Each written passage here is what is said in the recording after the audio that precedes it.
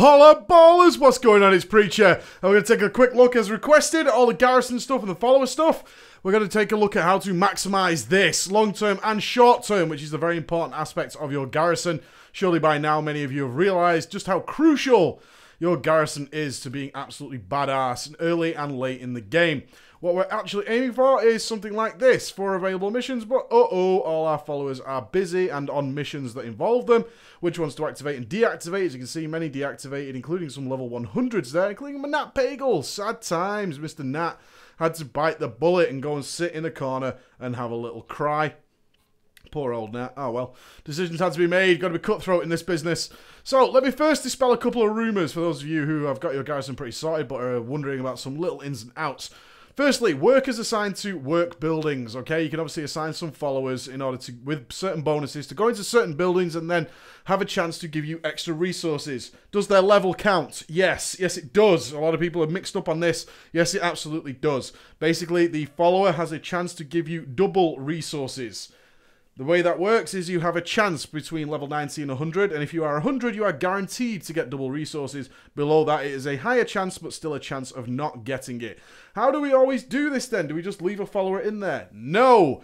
The game only checks if you're going to get the double resources when you collect those resources. That means that in the meantime, you can have your workers out and leveling. So if you have something like a Skinner and he's only level 95 and you want to get him to 100 but you've got him left in your tannery, you can take him out. Okay, you can take him out and put him to work. Now, what you should be doing is organizing yourself so the next time you log in, not only are all your follower missions complete, but all your resources are ready to collect, and not collecting sort of midway through the day all the time. You don't want to do that.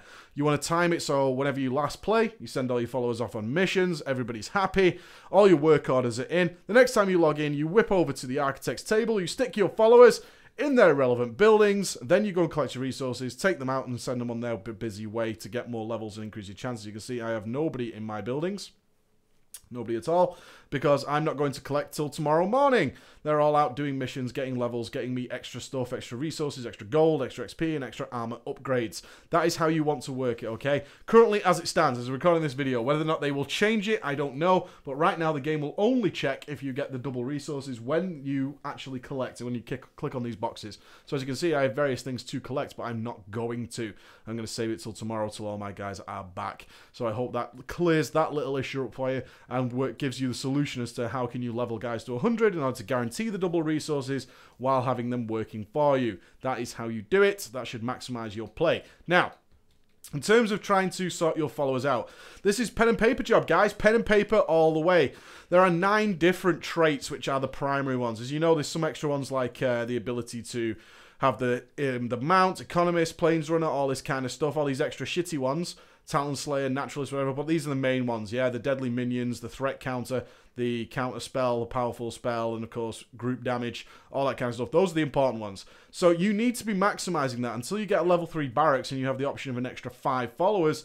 That's really not easy, because if you've got 4 or 5 buildings, the issue you run into is that with 9 traits, you ideally probably want 2 of each, yeah? You want 2 of each, and that's not easy to always get. You just about scrape it with a little bit of micromanagement, but some of them you want 3. The problem is with Warlords of Draenor, although this expansion is considered to be one of the best so far, if not the best expansion Blizzard's ever done, they have this sort of weird fixation with randomness. So although you can have double, what you'll end up with is missions that just use sort of 3 or 4 of the same ability, and you just can't possibly match it up. So the way you do that is you literally have to go through your followers one by one, look at what they do. Okay, he does group damage, he does that. What do my epic ones do who do 2? Okay, and then you need to make your A-team. You need to make your A-team of characters and send them on their merry goddamn way. And that is your A-team, and the rest of them you stick on the inactive list and you say, you can come out as and when I might want to level you in the future, but for right now, your day is up, your numbers, your cards are marked, son. You need to sit the fuck down and let everybody else do their duty. So get a pen and paper out. It's the only way you're going to do it, and write down and make sure you've got 2 of each type of ability, yeah? And work your way down it. If you've got the epic ones, I tend to stick them to the side because they can cover 2 marks and see what's going to happen from there, but that's what you want to do. On top of that, it's very important that you focus your gear. This is a mistake I've made. As you can see, there's some 609, 607, 606, 604, 604. I've been just throwing my armor and weapon enchantments on whoever happens to be sitting here all the time. Although right now I've managed to get all my followers on appropriate missions, it's not always the case. It's not always the case. But, as I've recently learned, you actually want to get at least 2 of them to 640 item level as quickly as humanly possible. The reason for that is it unlocks the 645 follower missions. You'll have probably seen the rare missions, such as the ones who gain the epic stones. And you have to be careful with those, because they do reset and disappear. We had a member of the guild who had a 645 shoulder mission, went to do it today, and it had vanished. So you need to be ready and raring to go with those things, and you unlock them by having at least 2 followers at a 640 item level. That's what's going around so far, and similar with the legendary stones, which you want to get a head start on. Of course you do. Similar to the bonus rolls. My bonus roll actually came from follower mission, Seal of Tempered Fate, getting a little bit of a head start on those, saving me future Apexis crystals, saving me future gold, saving me future honor, which are going to be the currencies to actually buy them. I can save them via, if you're good with your follower missions, get those sorted nice and early. So a mistake I've made, I've mixed and matched a lot of my gear. You can see some randoms going around there, but I will correct that over the course of time. Choosing followers, not easy, not easy. One of the biggest random aspects of the game is whether or not your follower will proc epic. I'm sure by now some of you have started to realise that yes, you can get every follower to epic. That's not a problem. They have an experience bar after they reach level 100, but this is a lot of experience. Holy shit, it's 60,000 experience from green to rare, and then it's 120,000 to get them to epic. That is a huge amount of time. It's not even close to the amount of time it takes to get someone from 90 to 100. From what I can tell, anyway, I haven't done the math on it, but I've got people from 90 to 100 so quickly, and it's not really even been a big fucking deal. But this, getting them to epic, 180,000 total experience, really frigging sucks. Really sucks. So, if you're lucky, you'll have plenty of people at epic. If you're unlucky, or if you're reasonably average, you'll have quite a few at blue, like me, who are on and about their way to get there. Oh my god, I just look at the experience bar and I go, oh, it's going to take so long. It probably won't. They'll be epic soon enough. But what it means is if you do get rares and epics, like the Pleasure Bot, you need to sort of prioritize those, even though they might be level 96, yeah? This is why I'm telling you, you're not trying to get someone from green level 90 up to epic. You're looking at who you pick up along the way, who is already rare, because that's going to skip you 20,000 experience once you hit level 100, so you can go straight on to going towards epic. That's what you're after. You're after that. You should be prioritizing when you're choosing your list people who are rare. There's unfortunately, I've had a couple of guys like Arm and Vivian who just did not make the cut, and that makes me really sad. The same with Bluck, and that really pisses me off. It pisses me off no end.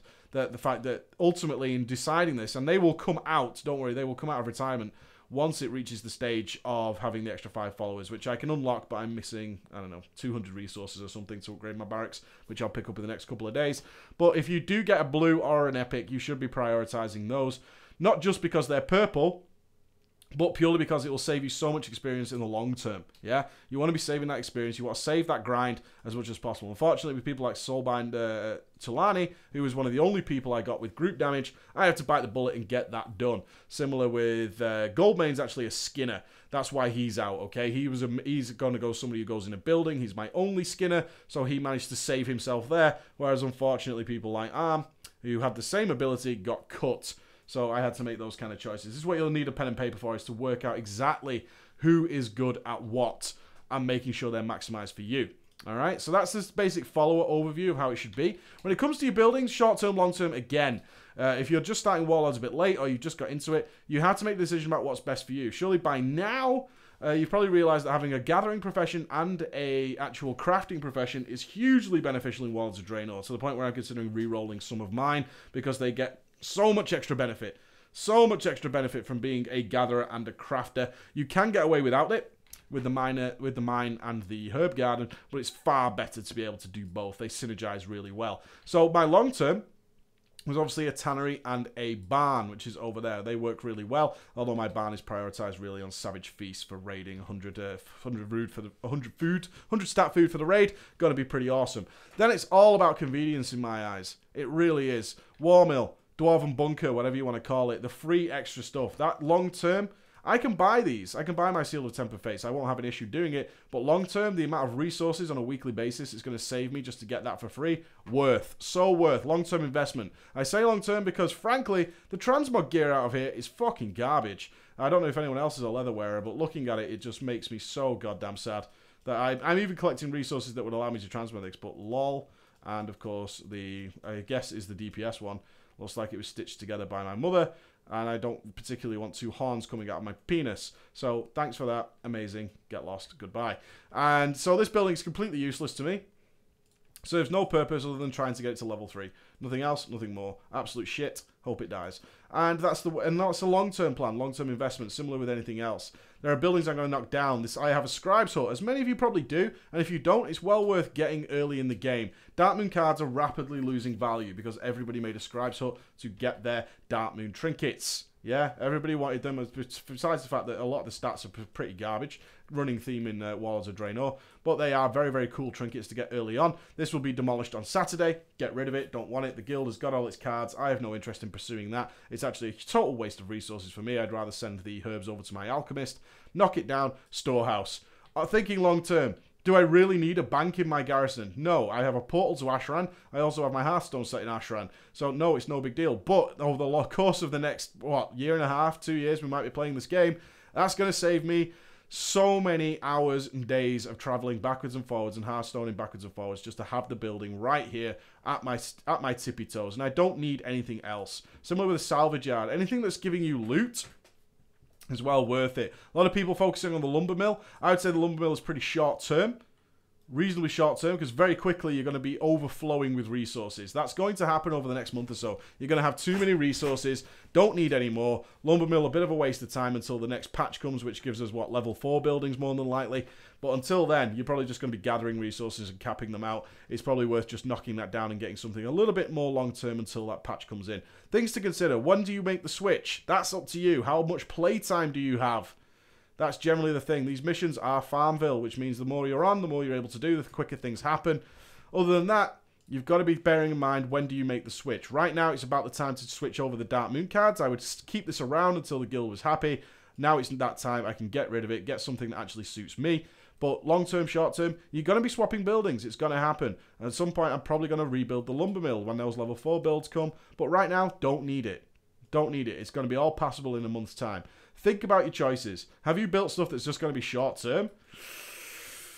When do you want to get rid of it? When do you want to start investing in the other buildings? When do you want to start ticking up those work orders so things get done? Those are the questions you need to start asking, because it needs to happen. It really does need to happen. Other than that, that is the best advice I can give you on your garrison and your followers. The big thing is your followers. You want to get them focused. You want to be able to look at this and just say, oh, cool, everybody's doing something. That's completely fucking awesome. How are my work orders looking? Pretty good. Not amazing, but everything's fine for me to log out tonight and I can be a happy little bunny. All right, guys. Hope that helps you out with some of your questions, yeah? Making sure that your followers are all maximized. You want to see this on a regular basis. Just everybody out doing something. I can log off. It's going to turn up in the morning. Check. Are they all going to be done by tomorrow? Yeah, my longest one is 5 hours. It's going to be plenty of time to sleep. Log back in. First things first, get to the architect table, stick all my followers in their relevant building, go and collect all my resources, set all my work orders, take them out again, get them working for me again. Maximum resources, minimum effort. That's what we're always after. All right, guys, take it easy. I'll see you again. Bye.